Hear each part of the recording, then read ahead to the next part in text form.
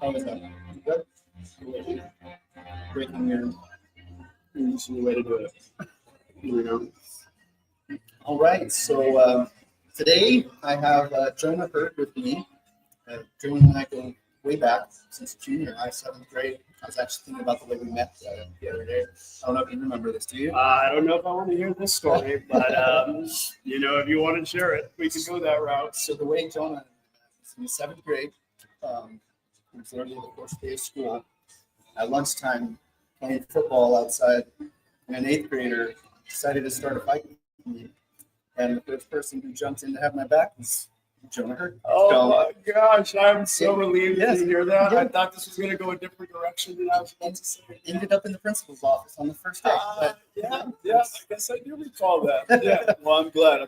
So we've been in trouble our whole lives together. This is true. But thank you for taking the time to be with us here today. Absolutely. So tell us a little bit, for people who don't know you, a little bit about your background. And I guess I skipped something. What you eating? What's your ice cream? I have some mango ice cream here. It's absolutely delicious. And thank you for turning on to this amazing ice cream shop. Very cool. So I interrupted, but tell us about your background, your past, and what you're doing now at Borderplex Solutions. Okay. So we graduated from high school in 2005 from Eastwood, and I did go through. I did about half a year to a year of college at UTEP, and immediately realized I was not ready for it. So I had to evaluate my life situation, and I decided to enlist. I initially had walked to a Marine recruiter's office, and the door was locked, thankfully. No offense to any Marines. But next door was be all you can be. So I went in and I asked about what it would take to become a Ranger. And they said, hey, we never put anybody on a Ranger contract, but hey, if you want to try it out, let's see if you make the cut. And fast forward, let's see, that was probably November. By January 1st, I was shipping out to basic training. And by August, I had finished basic training. I had finished airborne school, and I was on my way to the Ranger Indoctrination Program. Completed that, and I was assigned to the 2nd Ranger Battalion, Fort Lewis, Washington. I did 12 years there, private and platoon sergeant, and then I left for a little bit, and I went to be a TAC instructor at the United States Military Academy at West Point. I was there for about 2.5 years, where I had a chance to make my own platoon leaders, which was an absolute highlight of my military career. And then after leaving West Point, I came down back to Fort Bliss, and instead of being an airborne guy that carried my ruck on my back, I was now on Bradley's. And that was an interesting change. I'm going to say that it was not my cup of tea. And I immediately went back to the 75th Ranger Regiment, where I served as a first sergeant at Alpha Company, 1st Ranger Battalion in Savannah, Georgia. After my time there, I decided it was time to separate from service and start pursuing other passions and goals of mine. So I opted to leave the military after 18 years. I did have to have a medical separation. I had shrapnel through my legs and some pretty serious traumatic brain injury that I worked through daily. And I think it was, I definitely know now was the right time to step away and start pursuing other endeavors. Very cool. Thank you. So that captures the military side of it. I'll pause there. Yeah. No. So first of all, thank you for your service. It sounds like you had quite the torrid career in the service. We won't delve into specifics about any of that stuff. But what would you say before we jump into your current career at Borderplex Solutions? What kind of leadership things did you take away from that military career that you feel like it transitioned or helped to translate into your civilian? Well, I would say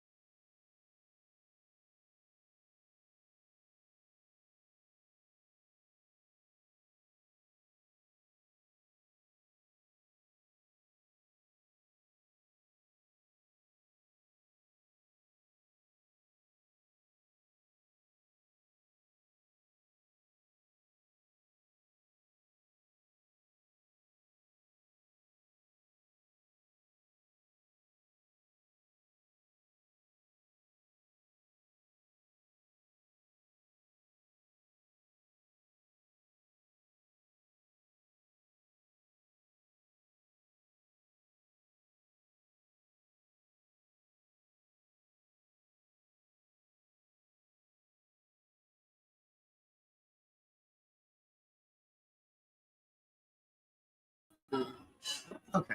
Sorry about that, guys. I'm trying to scroll through things and I didn't mean to interrupt you there, Jonah. So, you said while you were at UTEP, you decided that you wanted to join the military, and it was obviously a very strong passion that drove you to go right away towards that. What was the inspiration behind that? Well, it was actually, a very challenging time in my life. I was a teenage dad, and I had decisions to make. And my goal was to stay local and play football at UTEP. And I was not able to even step on the field.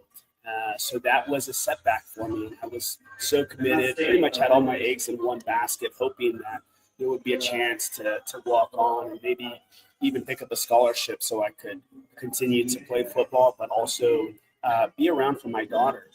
And when I realized that, hey, that was, kind of, sailing away from me, I decided, hey, I had to do something. I had to try to better myself some other way because football wasn't going to be the ticket anymore. And so I decided, hey, you know what? Maybe military service might be the place for me. And having had to make the decision a second time, I absolutely do it again, no doubt. So, how did you find yourself getting into the world of workforce solutions? And tell us more about that and the mission, and, specifically what you do. Okay. So, transition is definitely a challenge for anybody in any occupation. I'm grateful for the transition team that I worked with as I was leaving the military and the resources that were available. It's almost so many resources, you don't know which one to use. And as I transitioned down, I thought I had a good exit strategy.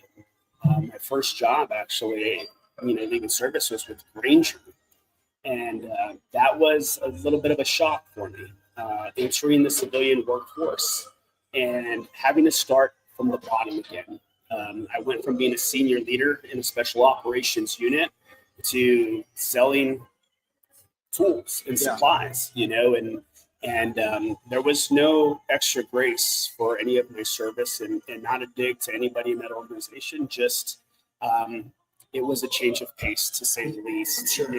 Yeah. And so I just kept my network open, and I knew that I wasn't going to stay there for long, but I knew right away, hey, I'm going to have to transition. This isn't necessarily for me. Yeah. And I can't stress the network side enough, relying on the people around you, the people that you serve with, people that know your past and know your potential. And I just started to reach out, and some opportunities presented itself. And when I first heard about Workforce Solutions Borderplex, it's like, you know what? I don't know what exactly I've been getting into, but I know that they had stepped up and helped me out as I was transitioning out of the. And they actually funded a program that I went to, and it was Vets to PM, Vets to Project Management. And while I completed my project management training and certification, I realized, hey, I'm cut out for this. I've been a project manager my entire career. I just have to be able to, transfer that over to the civilian side. And when I applied for Workforce Solutions Borderplex, that's exactly what I transitioned to. I was actually hired to help with military programs at Fort Bliss. And I was able to help service members that were transitioning in their dependents, find out what they were going to do next. And it was nice for them to be able to talk to someone like me who had just went through the process. And I could assure them and give them tips that were going to make them successful. And from there, it just started to grow. The organization quickly realized the potential that I had. And I went from just a military programs manager to aerospace and defense contracting. And then that led into advanced manufacturing, and now artificial intelligence and IT work, So through the organization, our focus is to help those who are, unemployed,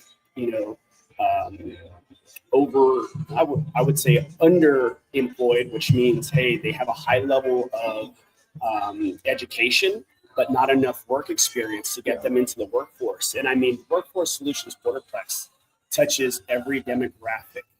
We work justice reentry. We work with SNAP and TANF, child care services throughout the city of El Paso and our surrounding communities. As far out as Presidio. So we try to take care of everybody that we can. And I just have the added benefit of being able to take that to the transitioning service member and their dependents and help them find the employment, certifications, and credentialings that they need to be successful. That is really cool, man. And I mean, it sounds like they have found that sweet spot there on the ability to, no pun intended, to really work with veterans then, so that they come at it from your level. It's funny, as I was preparing for this, I was talking with my wife, and it seems like, we often, it is a disservice to our veterans, the fact that you have all of this training and specialized skill sets, and you're good at what you do in the military, and then you get out into the civilian world, and after you've worked 18, 20 years of doing something, everybody else is like, well, you don't have any work experience. And so that, that's hanging people out to dry. So it sounds like it's a really good organization. I'm happy for you that you found something that's working out well. I am in the real estate industry, and so one question I would have for you in dealing with veterans, what kind of advice would you give them from your perspective as they're, maybe moving to El Paso, transitioning out of the military, and they want to settle down? What kind of things did you learn about that process from a personal standpoint? Okay, so this is good. And I want to highlight, I just want to quickly go back and for us transitioning service members and veterans, I don't think we ever look at it as if we've ever been hung out to dry, but there just hasn't been the connection between what we did to what we'll do.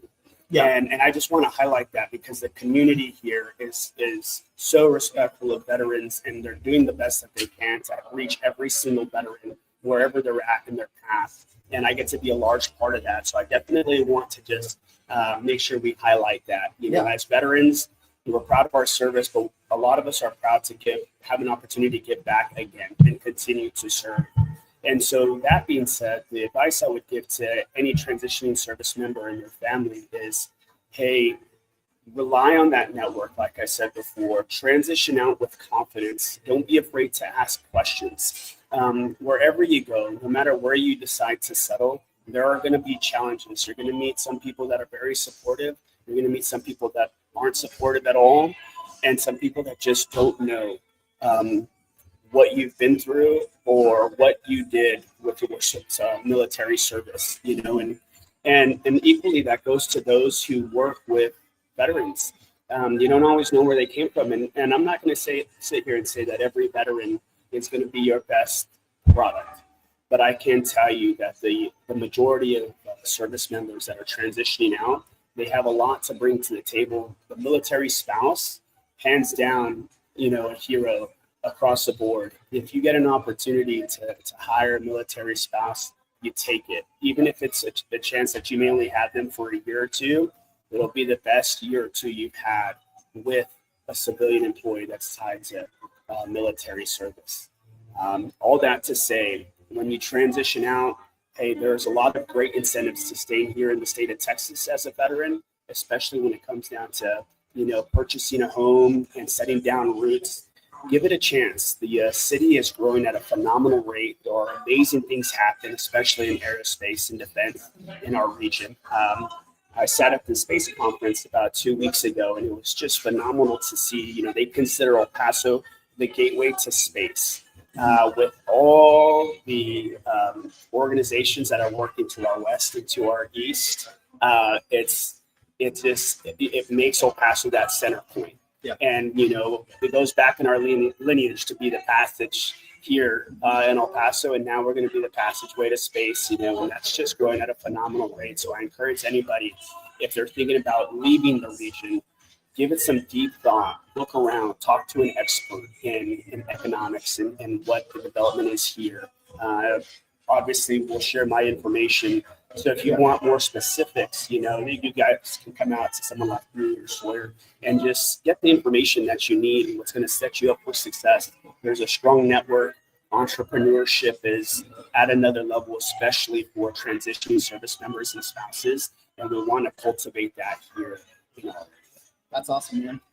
So to take it a little bit lighter also now, so tell me a little bit about your motivations when you're not working. So what's your Like? So, man, when I'm not working, I think for any veteran, especially a high performing veteran, you don't ever stop. Sometimes you take assignments that people will say, hey, this is your chance to take a knee, but a good leader never takes a knee, in my opinion, and that could be a fault. But I would say this, when I do get some time to just relax, it's just the time I spend with my wife and my kids. I'm able to coach, 2 flag football teams now. I'm a part of every single event, and not only am I, providing, my leadership and the skills gained to my professional organization, I get to do the same thing for young boys and girls that are coming up, playing sports, being able to be a mentor and a positive one. We have a lot of people out here that, might be a little bit harder on some of our younger athletes.